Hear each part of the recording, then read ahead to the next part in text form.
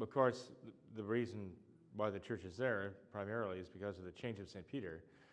St. Peter was chained up in Jerusalem, and he was chained up in Rome. You know, being in the old world, they did not discard things. They just used them and used them and used them until they just couldn't use them anymore. So the chains are worn rather thin, as you see, and they look like they couldn't really restrain much. But that really is indication of their age and actually how many centuries they've been used. But when these two chains were brought together, they spontaneously linked. They formed a closed link, joining them together, and that was considered to be an indication that they were on the right track, that these were in fact the chains of St. Peter. They were reputed here in Rome and reputed in Jerusalem to have been the chains worn by Peter, and they joined together when they were brought together. And there was at least one miracle associated with them early on, and that was the cure of a demoniac. You look straight up at the ceiling and you see in the church the graphic representation of that cure of a demoniac when they touched the chains of St. Peter. But the other thing that is of interest in the church is the statue. Julius II was the Pope, the Renaissance Pope.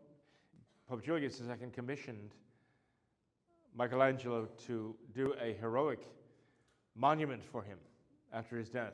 Well, he commissioned it before his death, obviously, but it was supposed to be completed after his death. It was never completed. The heroic group of figures were never completed. In fact, the only figure that we have that was completed by Michelangelo for that supposedly great monument in honor of Julius II was Moses.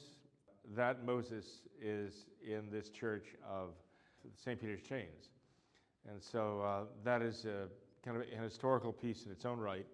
You'll notice when you see it that it shows the two little stubs of horns in Moses' head, because the Hebrew word was not clear, and it could be interpreted as horns or rays of light. And of course, now we understand that Moses' face was glowing with light after his encounter with God on Mount Sinai.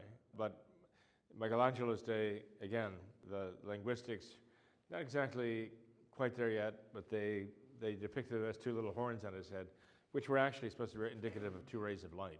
So anyway, you recall that the Bible says that the Hebrews could not look Moses in the face because of the brilliance of his face after he had conversed with God on Mount Sinai. So anyway, that church is right across the Via Cavour from us, across the Via Cavour and up a little flight of stairs.